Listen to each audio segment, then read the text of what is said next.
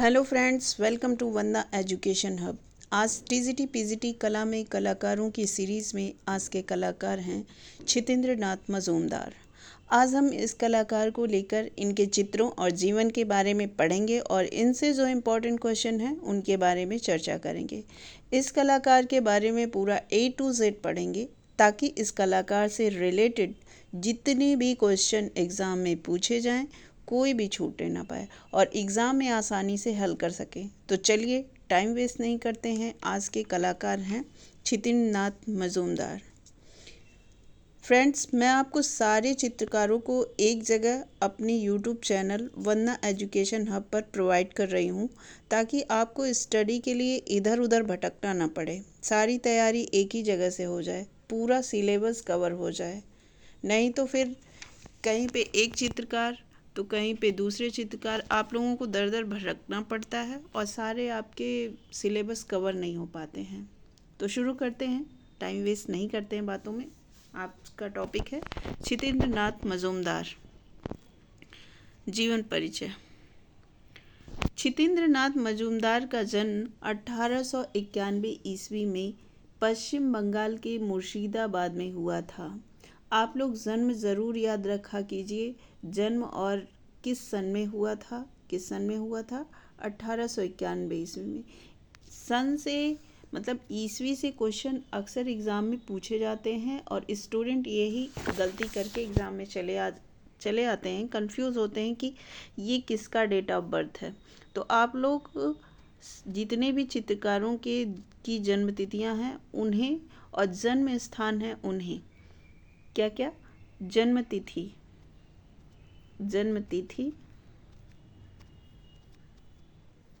ईस्वी और क्या क्या याद करना है, जन्म स्थान।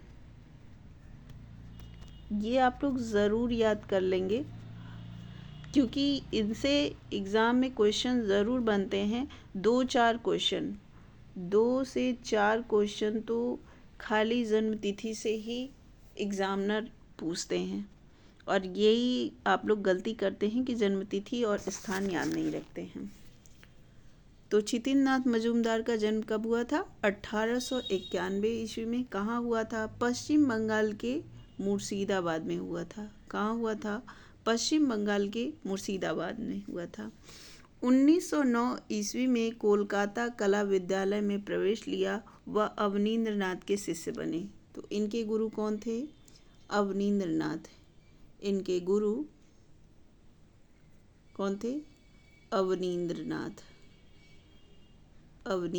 नाथ टैगोर। यहाँ प्रथम चित्र ध्रुव की तपस्या बनाया जो एक अंग्रेज ने 80 रुपये में खरीदा। कितने में? 80 रुपये में। सोचिए तब 80 रुपये का अमाउंट कितना बड़ा होता था एक कलाकार के लिए। वह दूसरा चित्र राधा का अभिसार बनाया जो royal college of arts London के अध्यक्ष श्री रोथेस्टीन ने भारत भ्रमण के समय जब कोलकाता कला विद्यालय गए तो 100 रुपये में खरीदा था। कितने में खरीदा था? 100 रुपये में। कौन खरीदा था?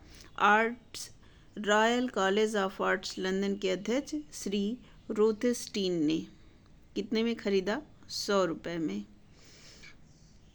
खरीदा था।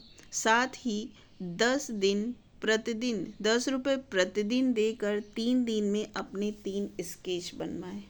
तब 10 रुपये का अमाउंट कितना बड़ा होता था कि 10 रुपये प्रतिदिन देकर 3 दिन में अपने 3 स्केच बनवाए। 1915 में Indian society of oriental art Kolkata में शिक्षक पद पर नियुक्त हुए। ये क्वेश्चन भी अक्सर एग्ज़ाम में पूछा जाता है कि 1915 में Indian society of oriental art Kolkata में शिक्षक पद पर कौन से कलाकार थे? छितेंद्र नाथ, राजा रवि वर्मा, शैलेंद्र डे की कौन से थे?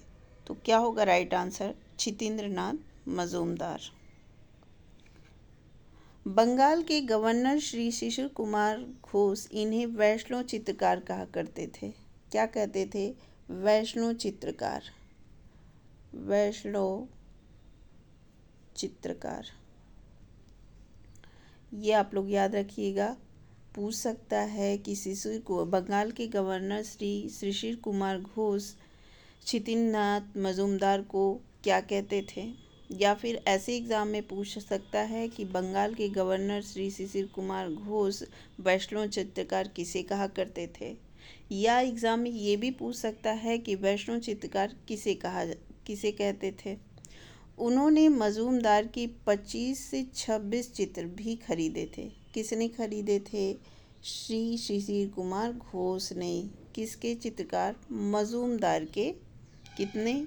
25 से 26 चित्र। उनके एक चित्र श्री चैतन्य का गृह त्याग पर मुग्ध होकर अवनींद्रनाथ ने उन्हें 200 दिए थे। कितने दिए थे? 200। आज की पेंटिंग्स तो कितने में बिकती है? करोड़ों में बिकती है, करोड़ों में। सोचिए तब ये लोग रहते तो इन लोगों को कितने पैसे मिलते। और उनके अनेक चित्र खरीदे। अवनींद्रनाथ कहते थे कि 3 विद्यार्थियों ने सिद्धि प्राप्त की है। कितने? 3 विद्यार्थियों ने सिद्धि प्राप्त की है, जिसमें नंदलाल शिव की सिद्धि, मैं स्वयं अभिषेक सिद्ध हूँ और मजूमदार चैतन्य सिद्ध हैं। क्या हैं? मजूमदार चैतन्य सिद्ध हैं। 1 सितंबर 1942 को मजूमदार अमरनाथ झा के आमंत्रण पर इलाहाबाद विश्वविद्यालय में चित्रकला विभाग के पहले अध्यक्ष नियुक्त हुए। ये एग्ज़ाम में भी पूछा गया है कि इलाहाबाद विश्वविद्यालय में चित्रकला विभाग के पहले अध्यक्ष कौन? तो छितेंद्रनाथ मजूमदार नियुक्त हुए थे। वह 22 वर्ष तक इस पद पर कार्यरत रहकर 1964 में सेवानिवृत्त हुए। इसके पश्चात अंतिम समय तक इलाहाबाद में ही रहे। अंतिम समय तक कहाँ रहे? इलाहाबाद में। और कितने लंबे समय यानी 22 वर्षों तक उस पद पर कार्यरत रहे। इंडियन प्रेस इलाहाबाद के लिए गीत गोविंद व चैतन्य के जीवन से संबंधित चित्र बनाए, जो इंडियन प्रेस को गीत गोविंद नामक चित्रावली में प्रकाशित हुए। किसमें प्रकाशित हुए? गीत गोविंद नामक चित्रावली में। 1949 व 1964 में बनारस में इनकी चित्र प्रदर्शनियाँ हुई। कहाँ पे हुई? 1964 व 1949 में कहाँ हुई? बनारस में।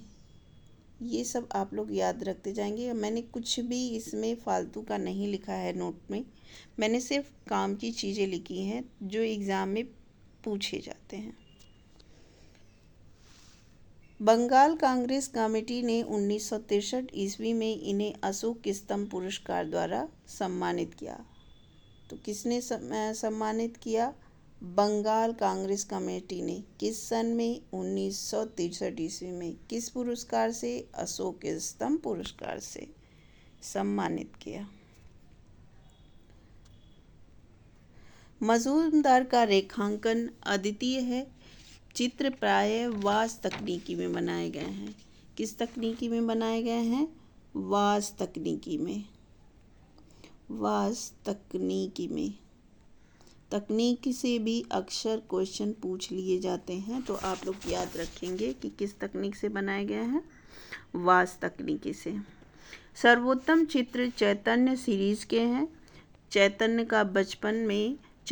जी को बचपन में निभाई भी कहते थे। प्रमुख चित्र हैं यमुना, अभिसारिका, गीत गोविंद, चैतन्य लक्ष्मी, पालित मृग, रासलीला, श्री चैतन्य का गृह त्याग, महाप्रभु का उदांत समर्पण, विष्णु प्रिया, चरण श्रृंगार, निभाई और सनातन भक्ति, वैराग्य मीरा, रूप गोस्वामी, गुरु के द्वार, चैतन्य की पाठशाला, कृष्ण प्रेम में विभोर आदि।